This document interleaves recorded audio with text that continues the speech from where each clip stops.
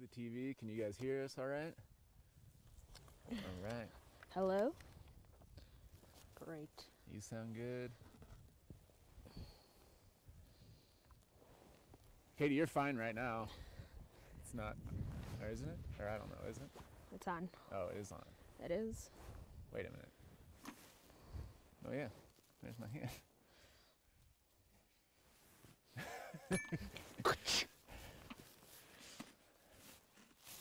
I'm pink.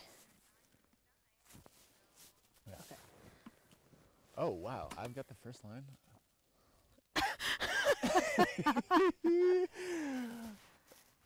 One second, let me just read this. My sweet, sweet Mark.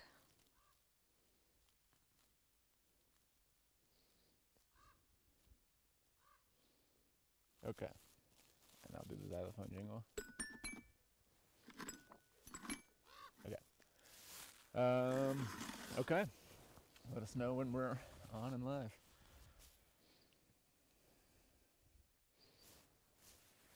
Yep.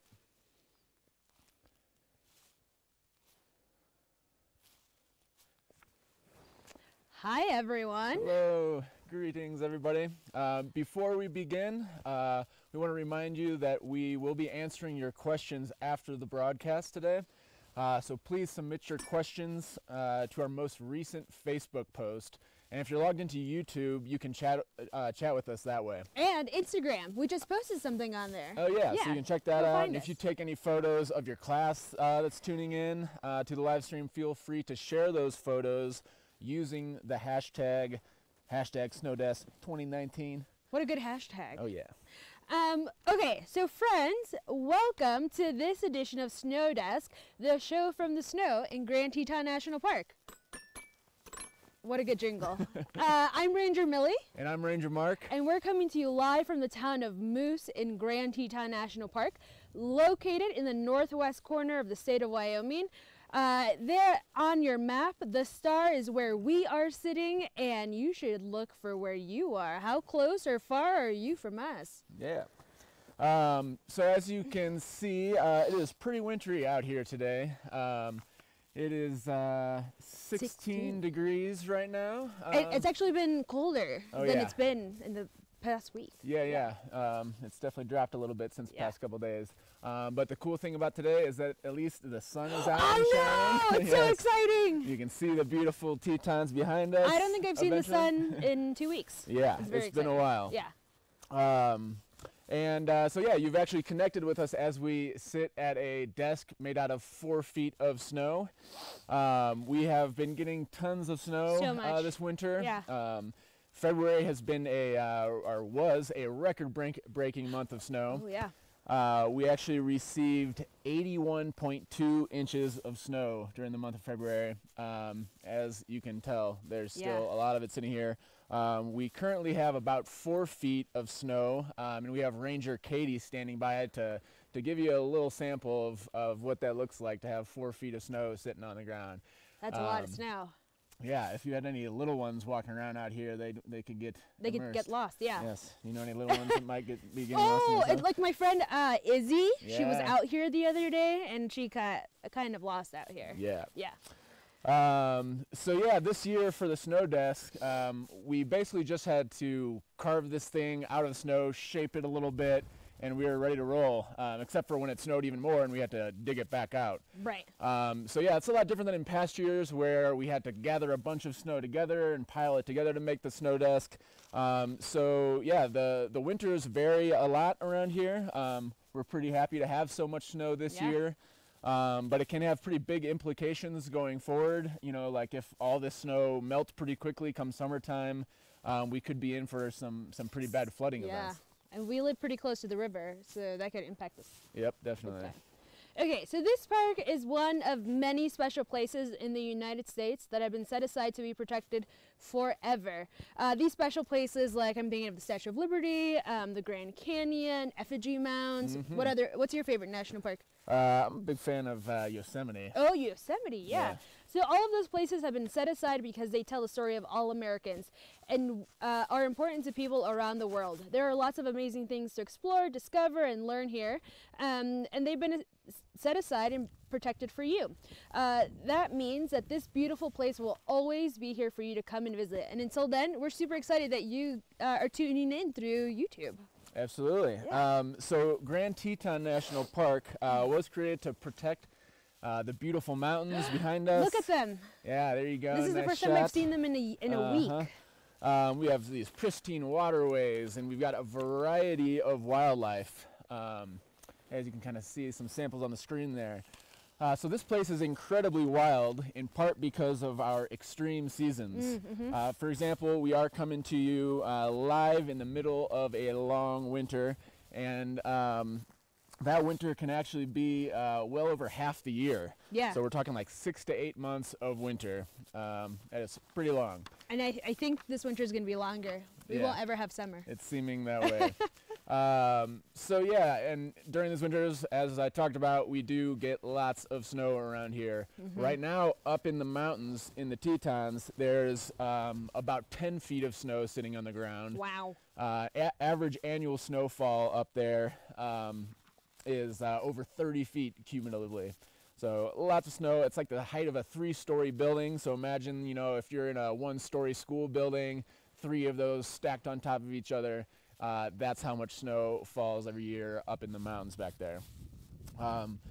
So yeah, it's not snowy all the time though. Come summertime, the snow Do we have summer? will melt. I hope so. Oh, okay. It's been a while, but yeah, I think it'll return. So yeah, the snow, some of it will melt, a lot of it will melt, and in today's broadcast from Snowdesk, we will be focusing on what it melts into, and that is water. Beautiful, delicious water. So we're going to be exploring the role of that water here in Grand Teton National Park and in other places like your hometown. Great.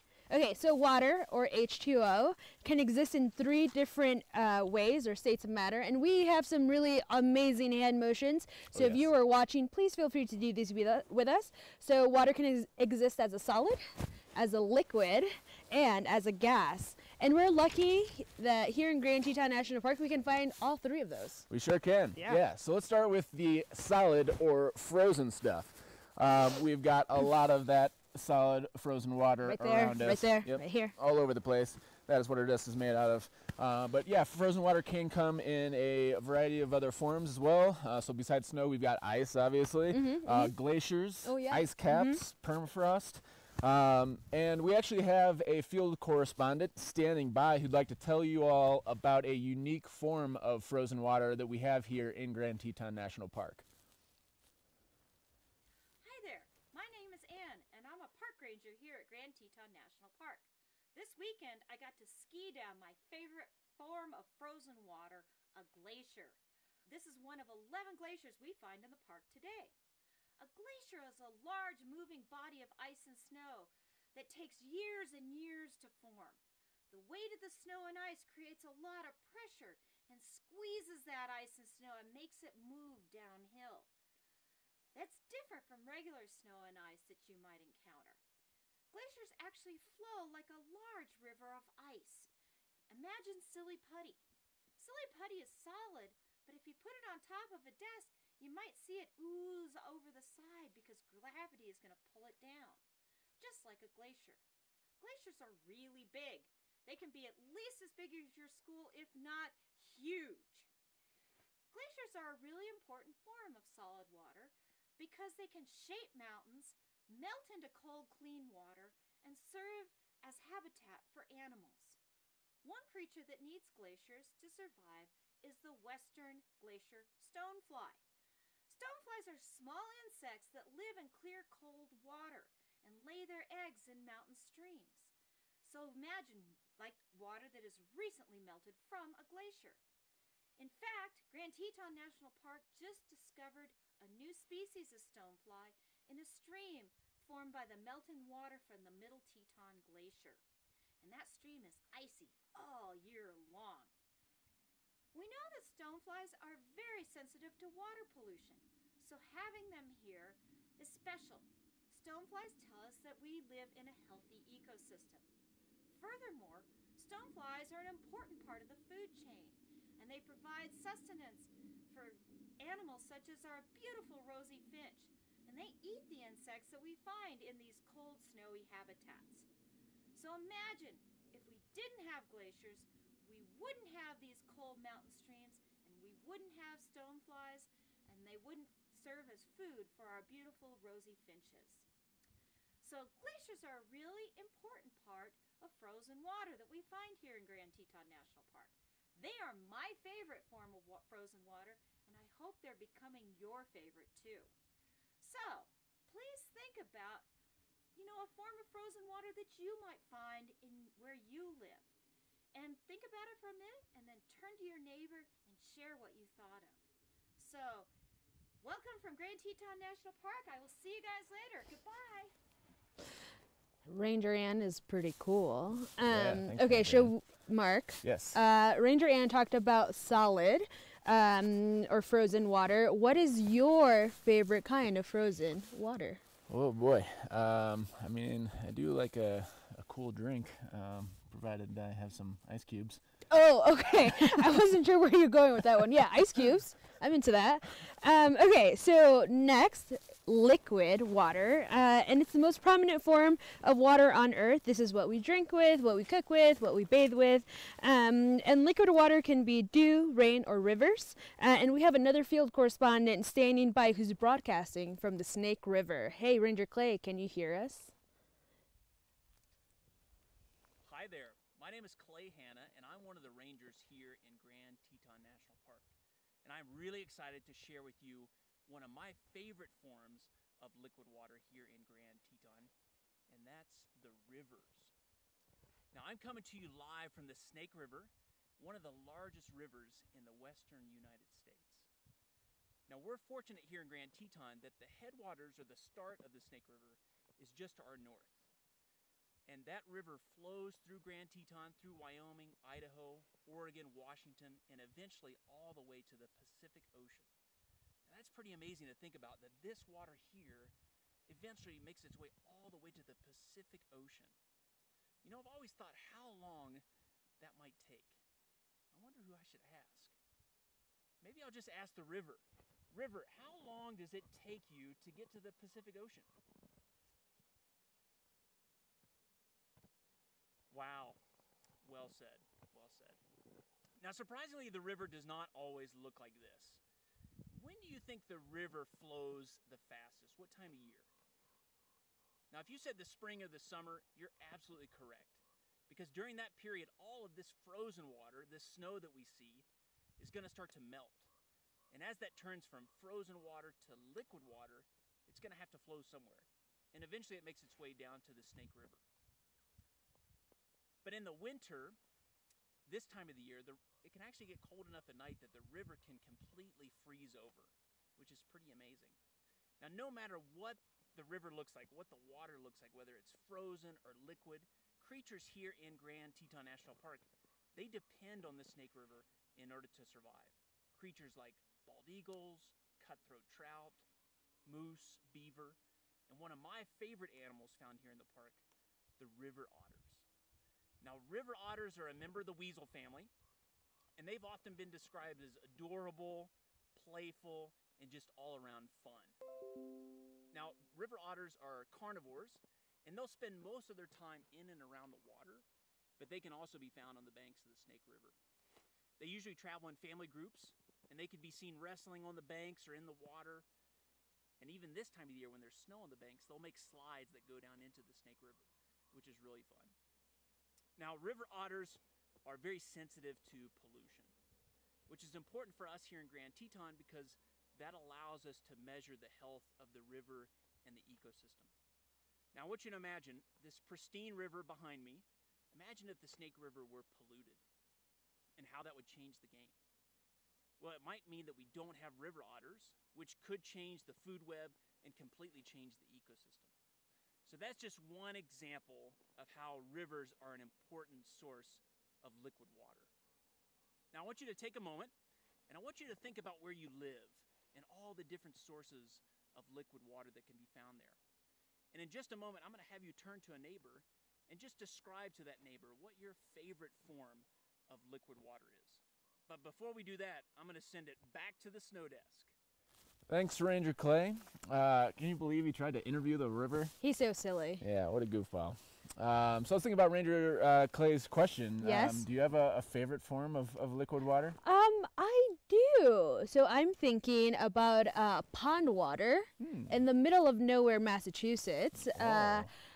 It's a pond on the Kenneth Dubuque National Forest, and you wouldn't know it's there unless you like walk towards it or like found it on a map. So it's a really nice form of water. Very cool. Yeah, it sounds like some great liquid water. Yeah, great liquid water. Great. So next, let's think about the third form, the gaseous form of water that is all around us, even though sometimes we can't even see it. Oh, I can see it today. What's that? I can see it today. Oh yeah? Where are you seeing it? I can see my breath. Oh. Yeah, maybe you can see your breath. Enough. Yeah. Yeah. Yeah, today's a good day for that. Mm-hmm.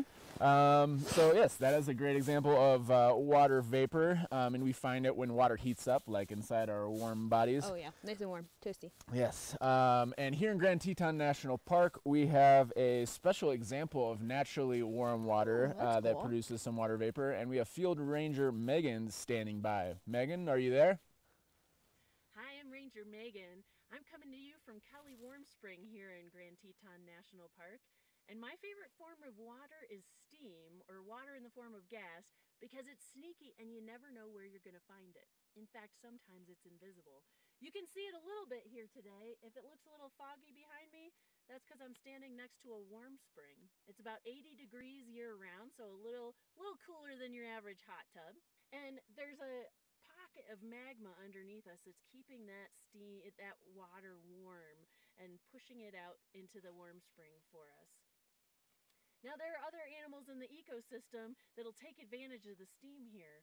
Bison need to bulldoze through that snow with their big head, like a snowplow, to get down to the grasses, the sedges, the forbs. They're herbivores, so they need that stuff. Now, if they were over at Snow Desk, they'd be digging through snow chest high on me. But I just measured the snow over there, and here at Kelly Warm Springs, it's only about 6 inches of snow. So a lot less work for them to get to that lunch. And they're 2,000-pound animals. They need a lot of lunch. So when you come out here, you might find bison wandering around and taking advantage of the warm steam in this area.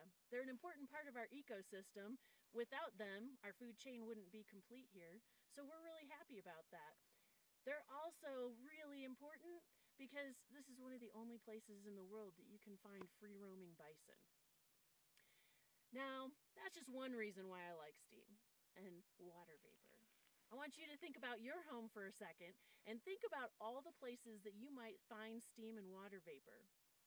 You might have to imagine for a second because it's probably invisible. Once you've thought of it, I want you to turn to your neighbor and share your favorite form of water vapor back home. Snow Desk, back to you. Great, Ranger Megan. Thank you for that. All right, Mark. Yes. She asked what your favorite form of gaseous water is. Ooh, what is it? Yes, my favorite form of gaseous water, kind of similar to Kelly Warm Springs, but up where I work in the summertime. Where do you work? Yellowstone National Park. Wow, Yellowstone. Where we've got hot springs. Yeah. And can you get in them? No, definitely not. Okay. Too hot. Too hot. Okay. Which you can tell by so much water vapor coming off of them. That's like cool. At my favorite location at Steamboat Geyser. Oh, Steamboat. Yeah, I heard that was pretty spectacular this summer. Oh yeah, putting on a show. Okay, so we should probably recap. So H2O exists in 3 ways: as a solid, liquid, and a gas. And it travels in 3 different ways through the water cycle. Okay. Yeah. Well, many people travel to Grand Teton National Park to come visit, and they go on an amazing trip. Water here in Grand Teton National Park goes on an even more spectacular trip. So we should show them what kind of trip they go on. Let's do that.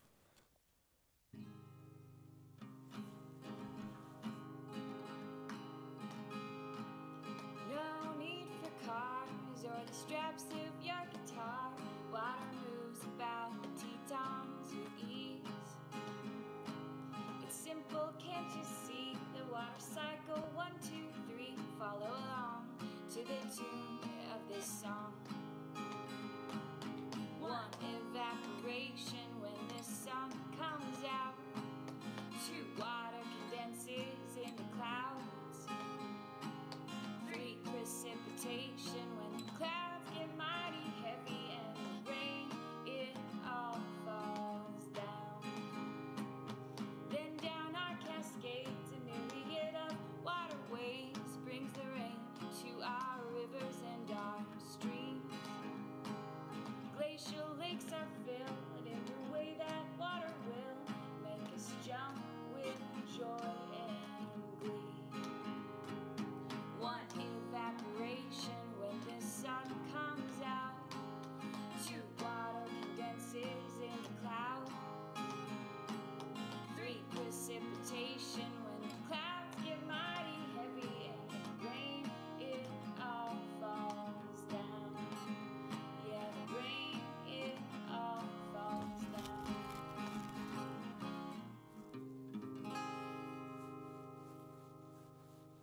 What a catchy song. Yeah. Shout out to our tech ranger, Ranger Veronica, for that amazing song.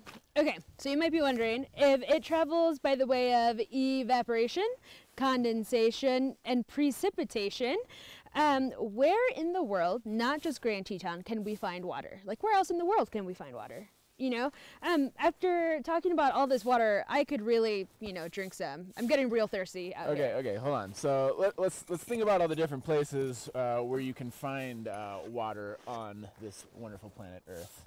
Yes.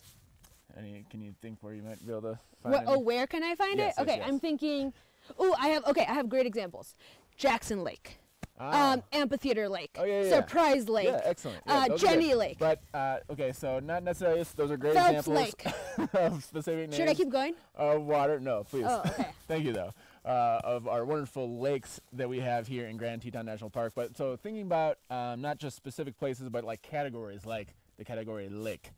So let's see here. I should. Snowball. I think it's too frozen. Yes, it is too frozen. Oh, I got you. Nope, still too No, frozen. Still too frozen. So we can deal with that later. But the lakes you mentioned as a place where you can find liquid water only really makes up 0.013% of the water. That's not a lot of water. No, it is not. And those lakes are pretty big. Yeah, they are. They are quite large. Quick question: do you think you could drink that water? Can I drink lake water? Huh. I mean, kinda. Right? Like, I don't really want to stick my face in a lake and drink the water because it's not probably clean. Using a little filter, you could purify it. Yeah, and then you could drink it. But yeah, still, that drinkable water is still only 0.013%, not very much. So where else might you find some water? Okay, other places on Earth that I can find water. Groundwater. So in aquifers. Yeah, aquifers. Okay. There are some really big aquifers underlying the United States. Can you drink that water? Do I have some way to get to it? Sure. Let's say you drill down and build a well. I guess so. I guess I could drink it, but I would have to build a well first. Yeah, that is true. Okay. All right, so I would have to put some work into it. Okay, yes. Can you think of some places that we can find water? Well, what about up in the sky in the clouds? Oh, but we don't have any. Sure enough. There's one way over there. Oh, okay. There they are. What else? What else were we missing? Oh, okay. You just looked up. I want to look down. Again, the soil. Yeah, Not that we can see any soil I right can't see now. any soil, but I imagine it's down there. Yeah. And there's surely water. There's some water down there. But can we actually drink that water? That would be tricky. Yeah, we would have to squeeze it. I don't think we'd get a lot of water. Yeah, good point. But if that water makes its way into, like what Ranger Clay talked about, a river, maybe we could drink that stuff. Oh, yeah. But again, after we purify it, maybe? Yeah, totally. You don't want to stick your face in there. But even that river water I've got here, that it's still, even though we got tons of big rivers like the Snake River. The Mississippi River? Mississippi River, Missouri River, Yeah. Merrimack River. Shout out hometown of St. Louis, Missouri. Oh, and in which case? The Hudson River, New York. Okay. Okay. All right. That's still 0.0002% of the world's water. Any other last places you can think of where we can look for some water that we could maybe drink, or not. Or not? Okay. Oh, okay. One last one that I can think of. What you got? Plants and animals, right? Because we're made sure up enough. of 60% water. Oh, yeah, exactly. Right. Yeah. So there's definitely. But it's already inside of my body, so I don't think I can drink Yeah, I it. can try to wring you out. No, please don't. No. Okay. So what we're left with, as far as the water on the planet, we've only named a few, percentage worth of water. We do have kind of what we talked about, a bunch of frozen fresh water. Oh, you mean like up there? Yeah, around us up there in the mountains, Oh, definitely. yeah. And we could drink that as it slowly melts during the summer. But we can't drink it the way it is. Yeah, can't drink it the way it is, and there's lots of water that's locked up in ice caps that we will definitely not be drinking anytime soon. No, Kinda like that. it's very You're frozen. Not gonna be drinking that anytime soon. No, I cannot drink that. Okay. And that makes up 1.76%. So we still got. Yeah, but so you just had a lot of percentages, a lot of Yes. numbers. But if I added those up, they would be just a tiny percentage of 100. Yeah, I So guess where that's is the 100%. rest of it? The rest of all of it is going to be in the oceans. Oh, right, because most of the world is made up of ocean water. Totally, yeah. Over 96% of the world's water is Ocean water? Ocean water, and it's salty. So can you drink all of that water? I mean, even if I try to, which it's very salty, I don't think I'd be very hydrated afterwards. Yeah, that would be a bad idea. Yeah. So yeah, like you said, like all that's left for people to actually use and to drink and to grow food with is less than 1% of Earth's water. That's not Wow. very much. And this is kind of important, right? Because, Yes. Mark, I have Yes. an important question for you. What you got? Will we ever get any more water on Earth? No, I don't. That is not going to be happening. Yeah, it's true. We will never get any more water on Earth. You might think we do when it rains or when it snows, Right. but in fact, it's just the water that has been cycling Right. Okay. throughout the Earth and throughout the years. You want to know something kind of exciting? Tell me. That the water that we see here on Earth now and the snow that we see here was around during the dinosaurs. Say what? Yeah, it might not have been snow like this. It might have been a glacier or it might have been river water, but they drank this Wow. or they use this. I love cool sciencey facts. Yeah, Like that. very neat. Good Okay, stuff. so what should we do about our water, Mark? Yeah, we should probably take care of it. Oh, right, Yes. of course. Save it. We shouldn't be wasting it. Definitely keeping it clean, and just valuing what we have. I around love here. you, Yes. water. Very good. And so, yeah, the good news is there are ways that we can help take care of the water. And we'd like to show you all at home an example of how to save or conserve water.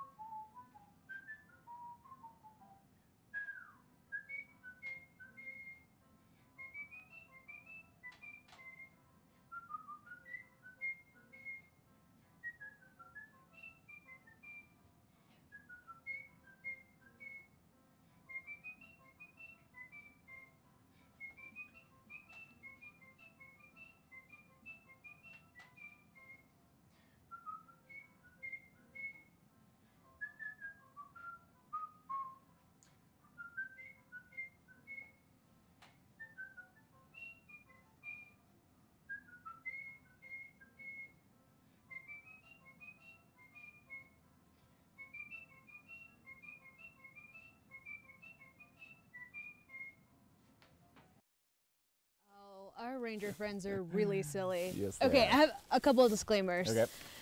We don't actually sleep in the visitor center. That's That would true. be really fun, but we have houses to go to. And we also realized that you don't measure water with a ruler. But Good it was point. good for that image, right? You could see how much you wasted. Yes. Okay, so I'm going to take this moment to say that if you're tuning in right now, please feel free to ask us questions on our latest Facebook posts and on our Instagram account. Those are our handles right there, or you can hashtag Snowdust 2019. We would love to answer those questions at the end of the broadcast. Okay, Sounds good. Back to it. let's do it. Hashtag Snowdust 2019. So the ranger in the video Yes. who let her faucet run wasted Yes. 3 gallons of water. I'm down. Okay, Yep. 3. Yep. So that means that every day the ranger wastes 6 gallons of water. Wait, you just said 3. Why 6? Because you're supposed to brush your teeth twice a day. Ranger Oh, Millie. yeah, I Yes. am. Yep. Dental Okay. hygiene, Yep. very mhm, important mhm. for rangers and Yep. everyone. So here's a question for you all back in your classrooms. How many gallons of water could your class save every day? Let's go and imagine that, say a 30-person class. Okay, 30-person So class. yeah, imagine your class every day turn their water off while brushing their teeth. See if you can work through some math back there in your classroom. Okay. How much water would you be saving if you have a 30-person class and they all turned off their water while brushing their teeth? How much water would you save every day? So I'm doing math, so I have to do 30 times 6, right? That's right. Okay. Oh, I got it. Ranger Millie. Okay, so that means a classroom of 30 students can save 180 gallons of water per day, which is like, I don't know, a couple bathtubs worth, right? Yeah, wow. Okay. That's a All good right, amount of yeah. water. Should we do a week? Yeah, how much would they save if they continue doing that for a whole week? If they did that for a whole week, math is hard. 187. Oh, okay, 1,260 gallons of water Wow. for a week. Yep. That's a lot of water. Yep. Yeah. How about, let's say they're really good at sticking to it for a whole year. For a whole year? Yes. Wow. Okay. Let's see. 65,700. 65,700. Okay. That's correct. Yes. That's like a big swimming pool, like in the ground swimming pool's Wow. worth. Yeah. A lot So of you water. can fill your entire swimming pool for the summer if you turned off your water. Yeah. A plus. Wow. Yes. Yeah. Go ahead. No. tell you. Okay. So I bet some of you watching already do this. But Ranger Mark, what are some other ways that you save water at home? Maybe just like not washing your clothes every single time you wear some pants or shirt or something. So wearing your jeans a couple extra times? Yeah, I've Yeah, actually sure. been wearing the wool pants that I'm wearing right now for every single Snow Desk broadcast we've done in 2019. Wow. And we've done them for 7 weeks. What else? We could save some water doing some other things too, right? Oh, yeah. Take shorter showers. Oh yeah. Yeah. Get in there, do what you gotta do. And then hop on out. Mm-hmm. Yeah. Do you have another one? Yeah, maybe like reusing water sometimes. We had a tech ranger who said that sometimes she takes her pasta water and instead of just dumping it right down the drain, she gives that to her dog. Yeah, Grizz. Yeah. What a sweet dog. Yes. Cool. So those are definitely some great ways to conserve water, which Right. is super important. Okay, so we've been talking a lot about Grand Teton and how we have a lot of water Sure do. in our snowpack around here. But there are places that are naturally dry, a lot drier, like Death Valley National Park Oh, sure. in California. Yep, It is yep. the driest and hottest desert in the United States. But there are some places that are receiving more water than they're prepared to deal with. Right now in places like Tennessee, parts of Tennessee and parts of Northern California. We just talked to a class from Tennessee Yeah. that said that their flooding was nearby. Yeah, definitely. Yep. Definitely an issue. So then there's other places that are not getting the snow and water that they're used to and that they need to live, to drink and to grow crops, and to wash things. And in particular, like there are parts of New Mexico that are in a pretty severe drought right now. And I know that in South Africa, they've actually run out of water. Yeah, isn't that crazy? Can you So, imagine? yeah, that's really, really nuts to think Yeah. about. Scary stuff. Yeah. So yeah, let's you back in your classroom, think about your hometown and what you've been experiencing there. How has the winter been back in your hometown? Ooh, of yeah, New that's a York good City? question. So there have been some pretty cold snaps that have happened, and they got dumped on a little bit. But their weather keeps going up and down, Oh, so wow. it's really erratic. How about you? Interesting. In my hometown of St. Louis, Missouri, I think they've had a pretty above average year with having some snowfall. My nephews, nieces have had some snow days from school. Ooh, that's exciting. Yeah, so they've been having fun with that. That's awesome. Okay, so find out what's happening in your region. If your area is getting drier, it'll be important to save water, right? And if your hometown is getting wetter, it is still going to be important for you to save water so we can move it to other drier places. And it's going to be important that you keep the water clean. You can probably think of places around the world that people don't have access to clean drinking water. So encourage your friends and neighbors to take care of their water. Teach one person how to save water, and then they'll teach one other person. Pass it on, save the H2O, Yes. so that we have enough water for everyone. Wow. So it sounds like we have a pretty big job ahead. Sure do. Okay, so let's recap. Okay, I'm ready. The world only has one supply of water, and that water can exist in three ways. We've got our frozen water, the liquid water, and the gaseous water. And we know that it moves through those three states as it travels through the water cycle. Okay, yeah. Those stages would be... Let's see. Evaporation, condensation, and precipitation. There you go. Oh, Bingo. I got Well it. done, Ranger Miller. Okay, and water that we have here in Grand Teton National Park might end up as your drinking water, or your water might end up here as part of our glaciers, right? Or rivers or streams. So we have to take care of our water, to take care of our wildlife. Protecting the water, the wildlife, and the park is a pretty big job for us park rangers. And sometimes our hard work is not enough. So we ask the owners of national parks to help us protect these special places. Do you think our friends watching know who owns national parks? I wonder. Yeah, that's a good question, right? Who does own national parks? Oh yeah, who does own national parks? Am I an owner? You are an owner. Oh, good. Yeah, Cool. yeah, you are an owner, own and so something. am I. And so is everyone watching. Everyone? Everyone watching, yeah. Wow. All those students? Yeah, in Littleton, Colorado. Yeah? Yeah. What about the ones in Lufkin, Texas? Oh yeah, they also own it. And what Or our about- friend Izzy in Moose, Wyoming. Oh, yeah. Shout out Izzy in Moose, Wyoming. Yeah, she also owns national parks. Everyone owns national parks. Their parents own national parks, their neighbors, their teachers, and get this, What's that? even their children own national parks. Well, I think we're broadcasting mostly to children. I don't think they have children. Yeah, like Littleton, Colorado, the 3rd to 5th graders, I don't think they have children. Oh, yeah. No. But if they ever decide to have children, their children's in the future, their children will own national parks. Oh, yeah? Yeah, for future generations. That's awesome. Okay, Yeah. so yeah, we're protecting for future generations just like previous generations have helped protect it for us. Right, exactly. Good stuff. Yeah. Cool. So we challenge you all watching here on our broadcast, #SnowDesk2019, to talk more about how to protect national parks near you. National parks like, for example, Rocky Mountain National Park. yeah, that's a good one. In Colorado. Yeah. What do we have in or- Texas? There's Big Bend. I know Oh, that yeah, one. Big Bend, Probably yeah. a few more. So yeah, check those places out. Take a field trip. Learn about them. Explore them. You can see a map on the screen of all the different national park units across the country. Do you know how There many are we have? A lot. How many do we have? Over 400. Wow. Yeah, you have that's so many wild. options. Yeah. The options are literally endless. Yeah, and you could go to one of those and become a junior ranger. So, let's conclude things. In the words of the Lorax, unless someone like you cares a whole awful lot, nothing is going to get better. It's not. So we hope you care a whole awful lot about Grand Teton National Park and other national parks across the country. So thank you for tuning in so much to this broadcast of the Snow Desk. And again, feel free to text in or chat in some questions, and we can answer those. Yeah, on Instagram or Facebook. Okay, here we go. We got a question. Yes.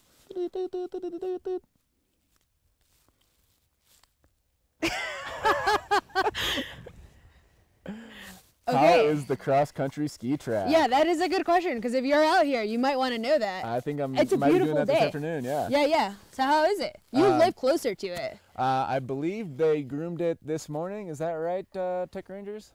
I think they did. Oh, very good. It's Oh, being it's groomed as we currently- speak. oh. It's going to be perfect You this should, afternoon. if you're here, you should get out right now and just Yeah. cross-country ski.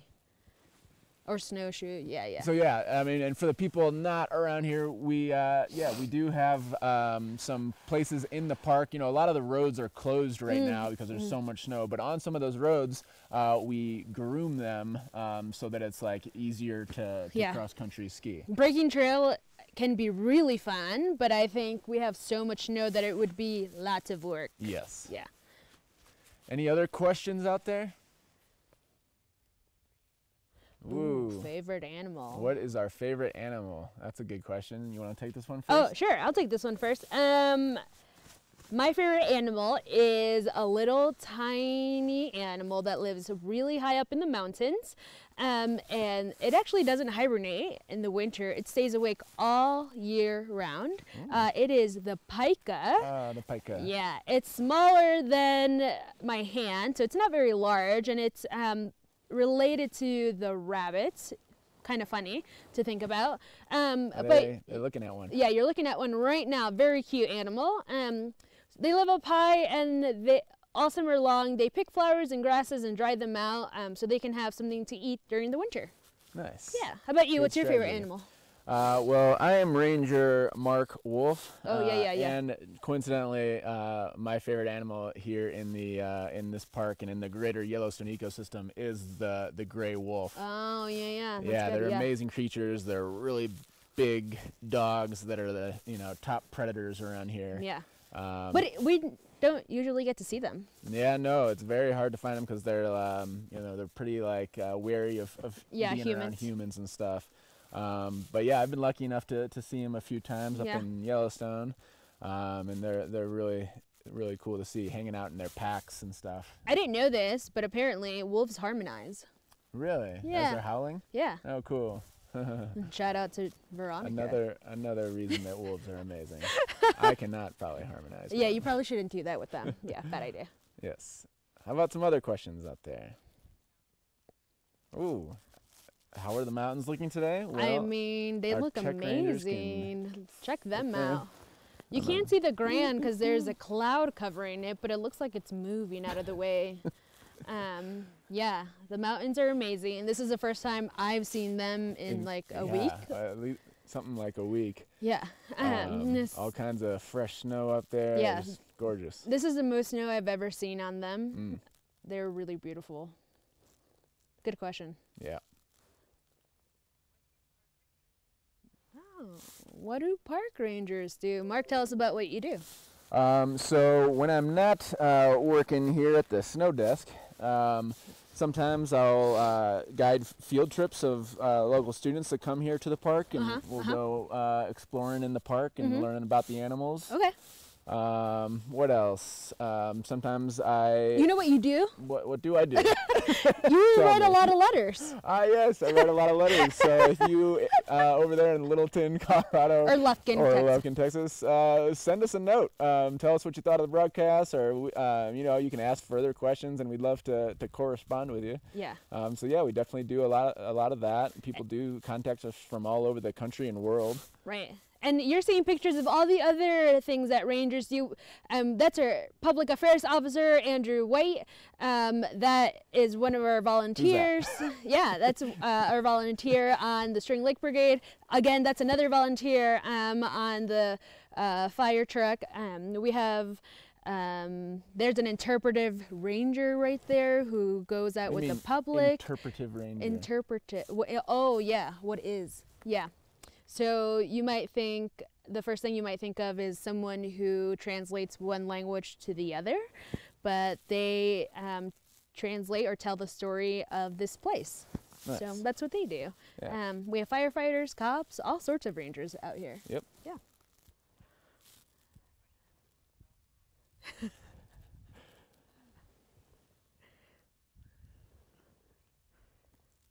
Oh. That's a good question. So when will the snow go away and melt? I guess that's a good question. Depends where exactly in the park you are, right? I would say that if you're in Moose, Wyoming, specifically the housing of Moose, Wyoming, it might melt sometime in May. Today is March 1st. Yeah, so we have a little bit of time. Yeah. But if you're in Beaver Creek, so further up, I guess I would say May too, but maybe mid-May. A couple more. Yeah. But if you're in Coulter Bay, it might be June. Yeah. Yeah. It's gonna take a while. It's a lot gonna of take snow. a little bit. Yeah.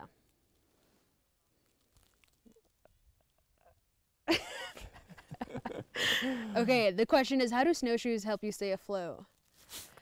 Well, Okay. Izzy, are you ready? So all of our weight is in our feet, and when we put snowshoes on, we make our foot larger, which means that our weight gets distributed further, which means that more of snow can hold onto our weight. Actually, I have no idea what I'm talking about. Is that true? that's great. Yeah, spread that weight over a broader space or surface area. And Yeah, it's that's like how you save it's like having a whole bunch of feet instead of one. One foot, yeah. Yeah, kind of like some animals will do that with their big paws, or like, big feet. The snowshoe hare, appropriately named. Or the lynx. The Canada lynx. Canada lynx. Well, I think those are all of our questions, if Okay. I'm correct. Sounds like it. No more questions. Yeah. Well, thanks Okay. for tuning in to this edition of Snow Desk, the show from the snow. And if you have any more questions, let us know. We're be happy here. to type them out. Yeah. Thanks for tuning in. Bye, friends. Bye-bye. Bye, Izzy.